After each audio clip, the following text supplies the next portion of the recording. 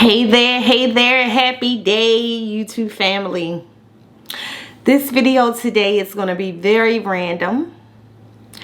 I decided that one of the things I'm trying to do more is capture more real life, real-time experiences, specifically with the reticulated pythons, as I share a lot of my socialization habits and skills of the with my reticulated pythons with you guys. So normally when I'm engaging with my animals, I'm with them, right? I might take a few pictures here and there, but videos are hard for me to do, specifically with reticulated pythons, because you got to be on point as to where they're going, what they're doing, to make sure they don't harm themselves. So today I actually captured some footage that I wanted to share with you and kind of discuss. We say a lot about socializing reticulated pythons, right? We talk a lot about that. You see a lot of videos and you hear that term and that word used a lot. I'm going to start documenting how far that goes for me, because socialization to me is not about hook training. You know, I don't hook train. I typically watch the body language of my animals, the younger ones, if I need to use a hook to get them to the point of educating and understanding the difference of our experiences together and our handling together. I definitely use a hook then, but I don't use it to train them to become adults that I use a hook for. All the reticulated pythons I have in this home right now, I can just open the door and I don't have to use a hook.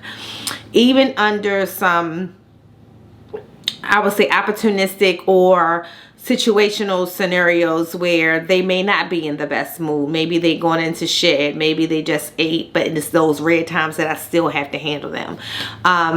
Now, with any animal, you know, you always want to pay attention. You never know what that mood is. And I'm not saying never to use a hook if you know, maybe you have an animal that 95% of the time you use a hook, 5% of the time you may have to use a hook for whatever reason. But the condition process for me is to get them conditioned to me being inside of their home and them being outside in our home, right? So we share the same space. So your space is my space and my space is your space. One of the things you'll see me do on some of my Instagram or Facebook is you'll see pictures of me inside their enclosures or videos of me inside of their enclosures.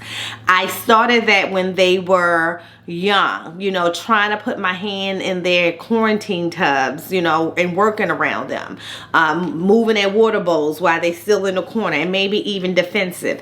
These are some of the things that's important to do early in the socialization process with reticulated pythons.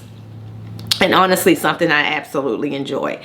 I will also say that as they get older, you can also watch how they socialize with each other. There are some reticulated pythons that I have that I don't let engage with some of the older ones, because I have not determined the reactive behavior of the younger one at this particular time. Then you'll see with some of the older ones that you'll see, and like in one of the videos I'll share today, you'll see T'Challa and Hefe interacting with each other from enclosure to enclosure, face to face. I'm not concerned. They always been that way with each other. They were raised together. I believe, if I'm not mistaken, I probably only got them 2 months apart, if I can remember correctly. So they kind of always shared that space together, the same room. Their enclosures faced each other at one point. So I'm not concerned. But it's all about reading them. So some of the video that I'm going to share today, it's just a brief video, just some brief footage, guys, like I said, just showing you some of the things that I'm seeing. That if I come in here and I want to clean retics, for example, or berms, or anything on this side of the house in these rooms, because I don't let my retics roam without some type of supervision. They can go around the corner, but I know what's around there, that type of thing. If I'm working with the breeding ball pythons, I typically don't have them out unless I literally bring them in that room with me. But for the most part, if I come in here and it's in the morning, I gotta clean or do anything, I just open doors. If anybody is awake and they at the doors, I just open the doors. Reality. If they feel like being bothered and wants to come out, when you pull that enclosure door across, and for me, I kind of have them conditioned to understand this side opens as handling, this side opens as feeding. And that's for a perfect example, that might be a rare time that I might have to use a hook, as I talked about.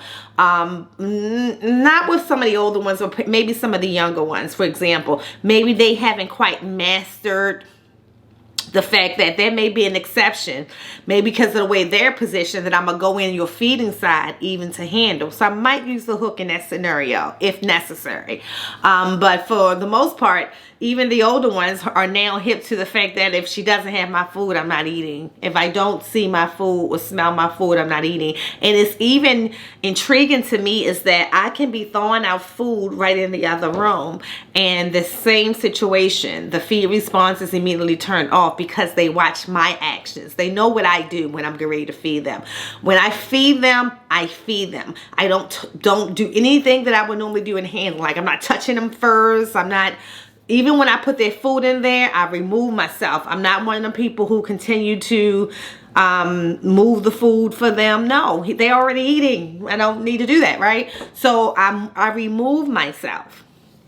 And so they notice my behaviors, and that tells them what time it is.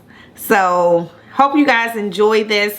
Before I go, I did want to shout out Lord Junior Bosa Balls. Thank you for my stickers. I probably got them weeks ago, but between traveling for my brother's death and you know, just getting a whole lot of, guys, I'm doing a whole lot of big, like, since I have all this time, some amazing things around my home, to change up some of my reptile rooms and just like give it a little bit more creative stance that I wanted to have to be working my reptile business from home. And my husband is so supportive with that. I'm truly excited to be doing that, but I don't get to the post office box as often as I should. So I apologize for that, but thank you, baby Bosa. You know, use a grown man almost. I guess you don't want to be called baby Bosa, but thank you, Bosa Jr. Thank you for all the support you show me, is what he wrote on the card. And you should be receiving yours soon. I had a little delay shipping them out because of the traveling, but they're definitely in the mail, and you should be receiving yours soon as well. So yeah, guys. What else? Well, since I have you here, let me, remember, please, I am November 19th heading out to San Diego, which is the time that I'll be doing the 3-day 60-mile cancer walk. That link to donate will be in the description of this video. So if you have not donated to that, and if it's on your heart to support me, this is a walk that I do anyway, even if I have to pay the donation dollars out of my pocket. But I appreciate those of you who already donated. Those of you who have supported me. It's for a great cause. The funds go to not just treating cancer patients, but helping and assisting cancer patient families in time of need when their loved one is fighting the battle, building up medical bills, and, you know, literally focusing on, I need to live. And so therefore those donations also help people to take some of that financial burden off, so they can focus on their health and living. So with that being said, if you're willing and you definitely want to donate, that will be in the link in the description of this video. But other than that, I think that's all I wanted to cover today. Some exciting stuff coming up. This week, Saturday, Reptiles and Cocktails will be me, and we're bringing Dre back on from DW Exotics. Dre and I will be talking about some of his new wins, you know, with his Instagram, with his social media platforms, his continued grind, some of his new animals that he's received since the last time, and a very exciting announcement that will be coming from me and Dre from DW Exotics regarding my page regarding Reptiles and Cocktails. Will always be my #1 podcast every Saturday at 1 p.m. Eastern Standard Time, but there's going to be a podcast #2 coming that's going to be pretty cool, and I will definitely make that announcement this Saturday as well. So There you have it, guys. Enjoy some of the clips that I'm going to share. Some of them you're going to see is some of the reptiles coming out on their own. Some of the retics coming out on their own. You're going to see what I do and how I socialize with them. Even if they're not coming out, if their door is open, I still would sit a chair next to their enclosure and kind of talk to them to, just get them used to my presence. And at the same time, letting them know that they're free to come out whenever their door is open. That it's not a situation where they feel like they have to escape. They know that every day this woman is going to come and pull these doors open, and I can either come out and explore, or I can chill if I'm having a chill day. All right, peace. Hey Maui, you want to come out?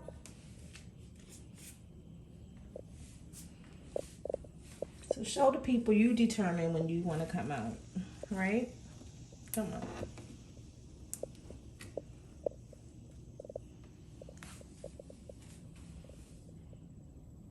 So it's at this age, guys, where I tame them or condition them. Let's use that word because I hate using the word tame.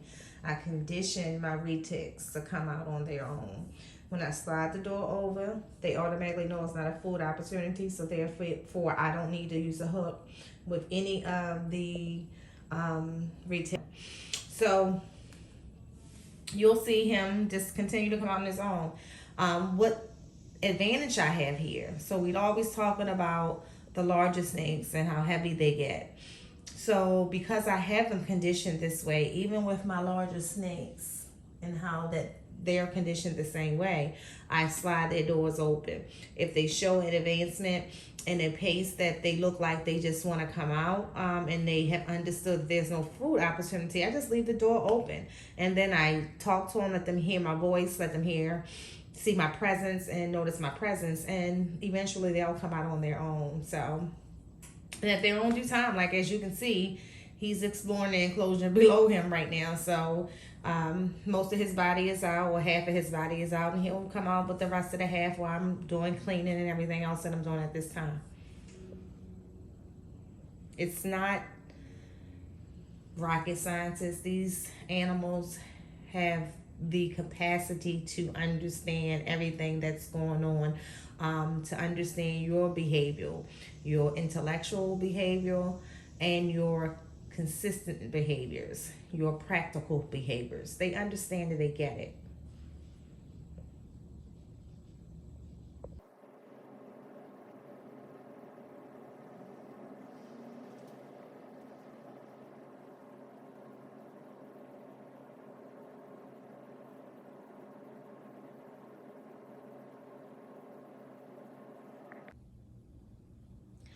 Let them remain curious. Specifically retics, when they see something new in the room like this container is, they will be anxious to explore it. I let my retics explore whatever they want to explore as long as there's nothing to harm them. It helps with their socialization of what to fear and what not to fear. And even down to things that make movements or sounds, like some of the cameras. Find that they less non-reactive to them once they get to wrap themselves around it, see what it's really about, to see with that camera that they normally observe from the inside, what it really does. So let them explore. Right now, I got places to go and things to see. Okay, so this is Hefe telling me since everybody else has been out, I want to come out too. So I'm going to open the door and let him do just that. And Charlie is just playing up above him right now. All right, so now Hefe door is open. All right, so now Hefe door is open, and all I did was open his doors, guys. And Hefe is on his way out. It's that simple. You condition them so you don't have to lift them. You don't have to tug them or chase them around the enclosure. You make them love you. You make them like being outside because they get to explore. And then you make them love their enclosure too, because they will get tired at some point and want to return there and sleep for the rest of the day, or most of the rest of the day. But yeah, I don't have to lift them unless they're in shed or something like that and really don't want to be bothered, and for whatever reason I have to still go in. But even then, they're normally cooperative. So yeah, and he'll just continue to come out on his own.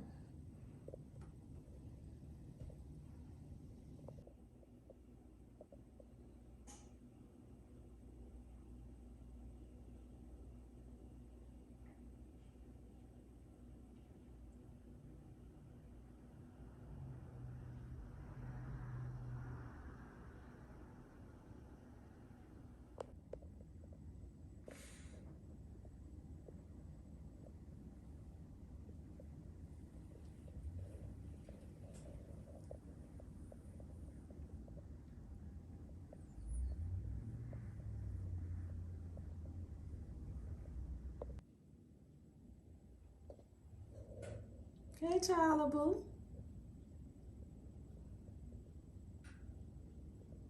Hey, Tyler Boo.